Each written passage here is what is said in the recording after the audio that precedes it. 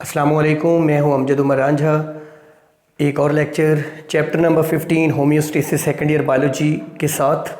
मैंने आपको बताया था कि इस चैप्टर के 3 बेसिक पार्ट्स हैं। पहला पार्ट ऑस्मोरेगुलेशन, दूसरा पार्ट एक्सक्रीशन जो कि आज हम पढ़ेंगे, तीसरा पार्ट है थर्मोरेगुलेशन।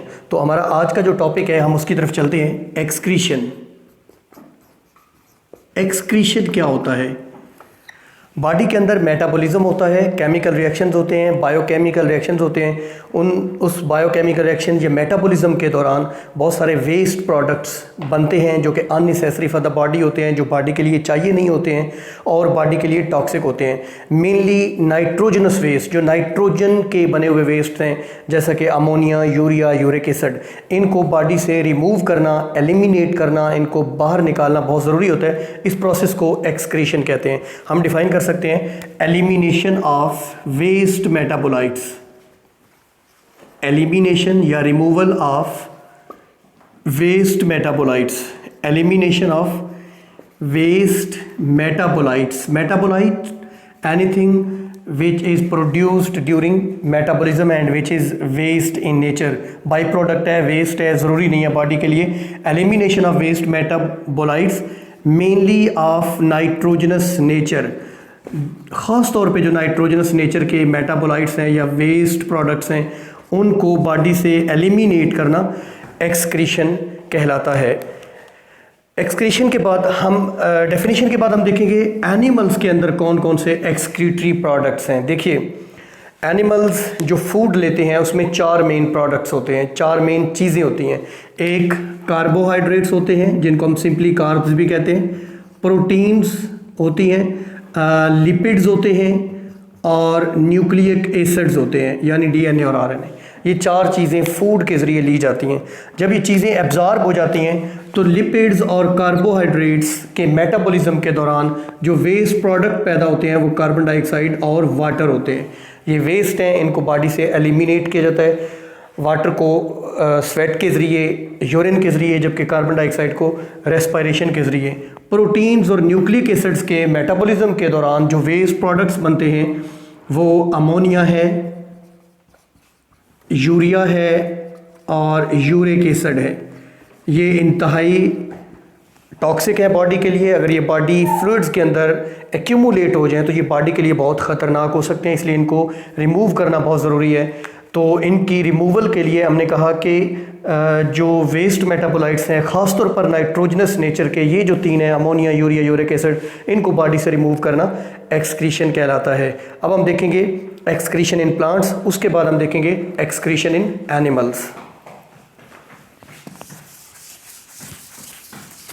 Excretion in plants.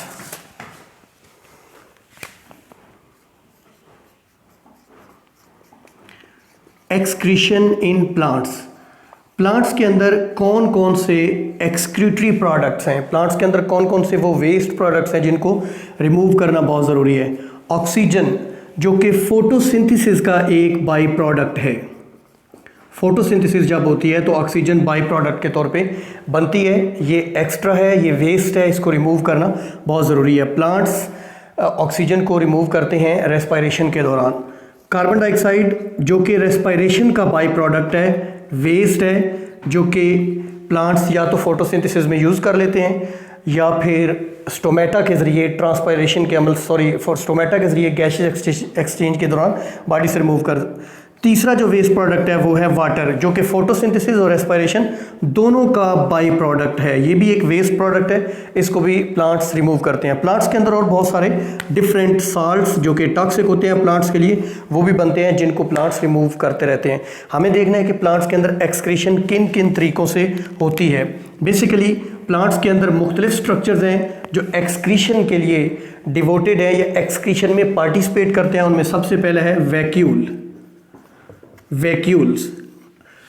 हमें मालूम है कि प्लांट सेल्स के अंदर एक लार्ज सेंट्रल वैक्यूल होता है, खासा बड़ा होता है। इस लार्ज वैक्यूल की रीज़न भी हमें मालूम है कि प्लांट्स के लिए सबसे बड़ा जो इशू है लैंड प्लांट्स के लिए वो है वाटर कंजर्वेशन।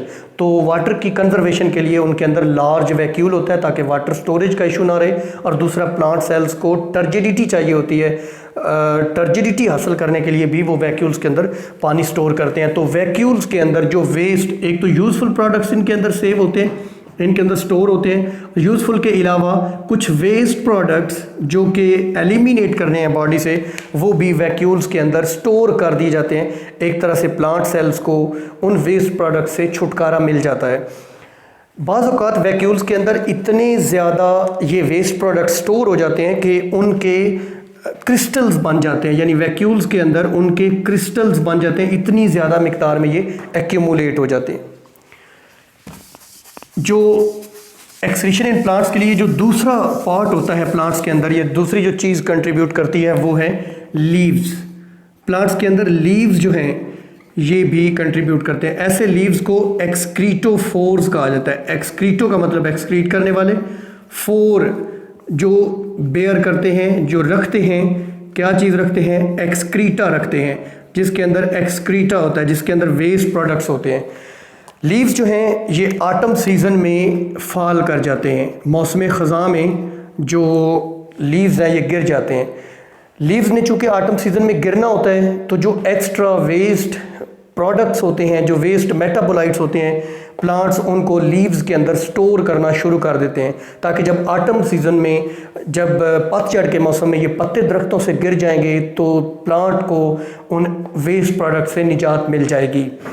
अब गार्डनर्स जो होते हैं, जो माली होते हैं, उन्हें मालूम होता है कि इन पत्तों के अंदर बहुत सारे मिनरल्स हैं, बहुत सारे साल्ट्स हैं, इसलिए वो इन मिनरल्स को फर्टिलाइज़र यानी खाद के तौर पर भी इस्तेमाल करते हैं। अब शुरू में कहा जाता था कि पत्ते जो हैं वो पतझड़ में ज़र्द हो जाते हैं या पीले हो जाते हैं, इसकी रीज़न उनमें से क्लोरोफिल ख़त्म हो जाता है। लेकिन रीसेंट रिसर्च के मुताबिक उनके अंदर क्लोरोफिल मौजूद होता है, लेकिन उनके अंदर इतनी ज़्यादा एक्सक्रीटरी सब्सटेंसेस ऐड अप हो जाते हैं कि उनका कलर ग्रीन से टर्न होके येलो या और किसी कलर का हो जाता है।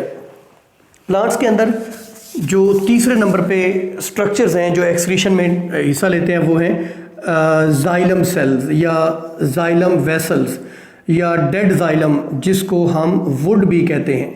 यानी प्लांट्स के अंदर जो डेड जाइलम होता है वो वुड बी कहलाता है। अब चूँकि वो डेड हो चुका है तो प्लांट के जो एक्स्ट्रा वेस्ट प्रोडक्ट्स हैं वो उस डेड जाइलम के अंदर प्लांट करता रहता है, उसको स्टोर करता रहता है, क्योंकि अब वो फंक्शनल पार्ट नहीं है, वो वाटर या सैप की ट्रांसपोर्टेशन नहीं कर रहे हैं, तो उस पार्ट के अंदर जो अननेसेसरी वेस्ट प्रोडक्ट्स हैं उनको स्टोर किए जाते हैं डेड जाइलम के अंदर। बहुत सारे प्लांट्स हैं जिनमें जब हम उनका स्टेम काटते हैं, उनका तना काटते हैं, तो वो दरमियान से एक काला हिस्सा होता है, एक डार्क एरिया होता है। ऐसे एरिए को इबोनी कहा जाता है। इस डार्क एरिया को, यानी इस डार्क वुड को, इस ब्लैक वुड को जो दरमियान में होती है स्टेम के, लार्ज या मोटे स्टेम्स के, इस ब्लैक वुड को इबोनी कहा जाता है। बहुत सारी प्लांट्स की स्पीशीज़ हैं जो इबोनी यानी ब्लैक वुड पैदा करती हैं, जो फर्नीचर के तौर पे काम आती है लकड़ी। उसमें अगर डार्क पार्ट ज़्यादा हो तो वो ज़्यादा फ्लेक्सिबल होती है, उसकी हार्डनेस अच्छी होती है, वो बेहतर लकड़ी होती है फर्नीचर की चीज़ें बनाने के लिए, just because of having the extra waste minerals और साल्ट्स इन इट। इसमें बहुत सारे साल्ट्स होते हैं, इस वजह से ये डेड जाइलम जो है ये भी बहुत बेहतर होता है। कुछ प्लांट्स हैं जो अपने वेस्ट प्रोडक्ट्स को केमिकल वेपन के तौर पे इस्तेमाल करते हैं, केमिकल वेपन के तौर पर इस्तेमाल करते हैं। केमिकल वेपन मीन्स जो कोनीफर्स हैं उनकी बॉडी में जो वेस्ट प्रोडक्ट्स पैदा होते हैं वो उन वेस्ट प्रोडक्ट्स को अपनी रूट्स के ज़रिए अपनी इर्द गिर्द की साइल में रिलीज़ कर देते हैं, ताकि उनके इर्द गिर्द नेबरहुड में, उनके हमसाए में जो कंपीटिंग प्लांट्स हैं वो डेड हो जाएं, इन केमिकल वेपन या इन एक्स्ट्रा वेस्ट प्रोडक्ट से वो डेड हो जाएं और उनका कंपटीशन कम हो जाए और उनकी ग्रोथ ज़्यादा बेहतर हो जाए। तो हमने देखा एक्सक्रीशन क्या है, एनिमल्स में एक्सक्रीटरी प्रोडक्ट्स कौन कौन से हैं, प्लांट्स में एक्सक्रीशन कैसे होती है। तो हमने देखा प्लांट्स में वेस्ट प्रोडक्ट ऑक्सीजन है, कार्बन डाइऑक्साइड है, वाटर है, डिफरेंट साल्ट्स हैं। प्लांट्स में एक्सक्रीशन के लिए वैक्यूल है जिसके अंदर वेस्ट प्रोडक्ट स्टोर होते हैं। प्लांट्स के अंदर एक्सक्रीटोफोर्स हैं यानी लीव्स हैं जो ऑटम सीजन में गिर जाते हैं और उनके अंदर वेस्ट प्रोडक्ट भी रिमूव हो जाते हैं। और तीसरा जो है वो है डेड जाइलम, जिसको वुड भी कहते हैं। इबोनी ब्लैक वुड जिनमें होती है प्लांट्स में, उनमें ज़्यादातर जो वेस्ट प्रोडक्ट्स हैं वो इस इबोनी यानी ब्लैक पार्ट के अंदर स्टोर किए जाते हैं। और लास्ट पार्ट हमने देखा केमिकल वेपन के तौर पे, यानी कोनीफर्स जो हैं, कोन बेरिंग प्लांट्स। कोनीफर्स मीन कोन बेरिंग प्लांट्स।